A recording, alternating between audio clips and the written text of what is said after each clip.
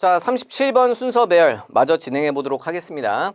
자, 37번 문제 같은 경우에는 36번에 비해서 내용이 약간 좀 철학적이고 좀 어려운 부분들이 있었어요. 그래서 집중을 한번 잘 해보시고 따라 보시기 바랍니다. 자, 첫 문장 바로 갑니다. 자, 몇몇 인식론적 감정들, 느낌들이 우리가 know, 알게끔 해준다라고 이야기를 합니다. 뭘 알게끔 해주냐면 우리가 알고 있다는 걸 알게끔 해준대.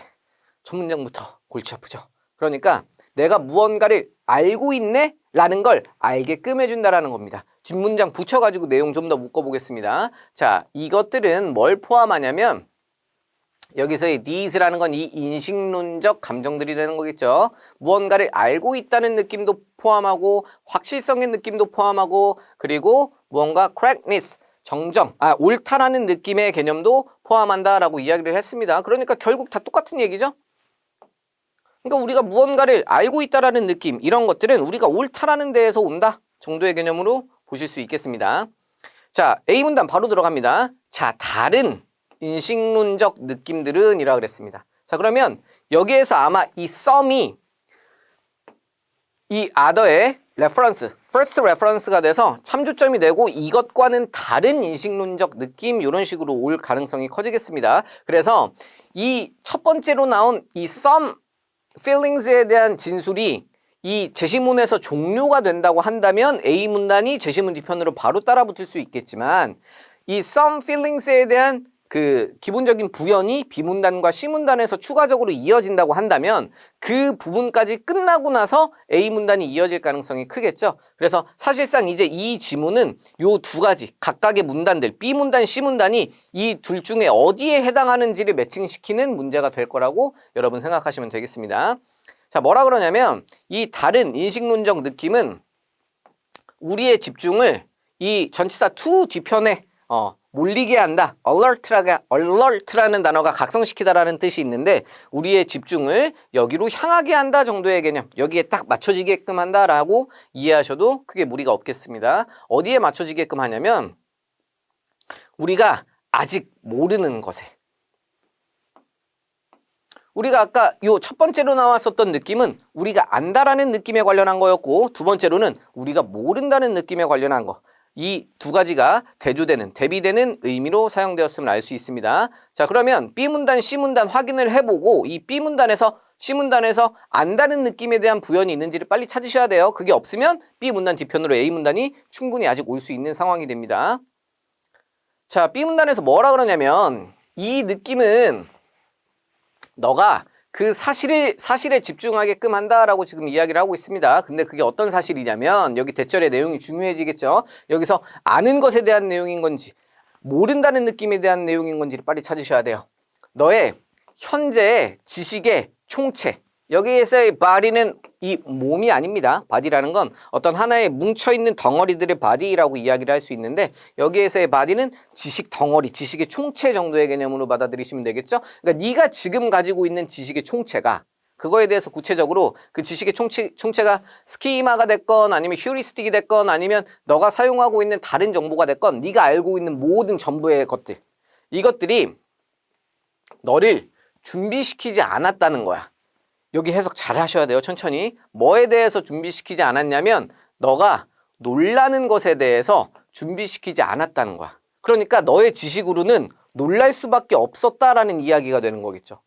그럼 너의 지식으로는 놀랄 수밖에 없었다라는 이야기는 이거에 대해서 알고 있었다는 얘기예요? 모르고 있었다는 얘기예요? 모르고 있었다는 얘기가 되겠죠. 왜냐하면 내가 이미 알고 있는 걸 보고서 또 놀라는 경우들은 거의 없잖아요. 그렇기 때문에 지금 B에서 이야기하는 건 모른다는 느낌에 대한 이야기가 될 거고 그러면 우리가 알 수 있는 건 이 B문단은 A문단 뒤편으로 후행한다라는 게 확정됐습니다. 물론 사이에 중간에 C가 낄 수도 있지만 B가 A 앞에 선행하는 거는 완전 경우의 수가 사라진다라고 보시면 되겠습니다.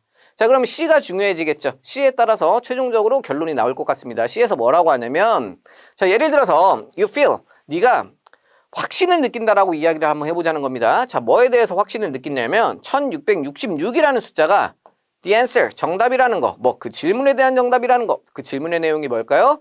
이 Great Fire of London 이라는 게 이 영국에서 났었던 아주 큰 화재를 이야기하는 거겠죠. 이게 언제 일어났냐라는 질문에 대한 답을 확실하게 알고 있다라고 한번 이야기를 해보자.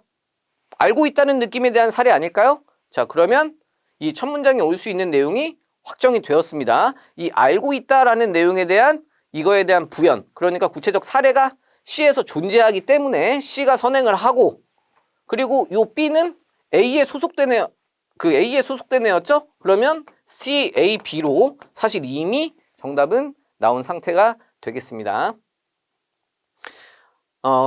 내용이 조금 어려웠기 때문에 남은 문장들 간단하게만 빨리 한번 해석해 보도록 하겠습니다. 자, 느낌들 어떤 느낌이냐면 that you know, 네가 알고 있다는 느낌.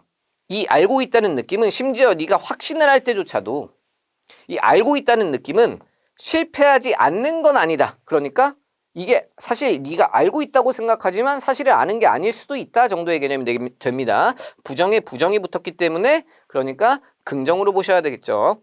We can be mistaken. 우리는 오해할 수도 있다 그럽니다. 이러한 감정들에 있어서 오해할 수도 있다라고 이야기를 하고 C 문단에서 알고 있다는 느낌에 대한 언급이 종료되고 A 문단에서 우리가 모른다라는 감정에 대한 이야기가 나오는 거겠죠.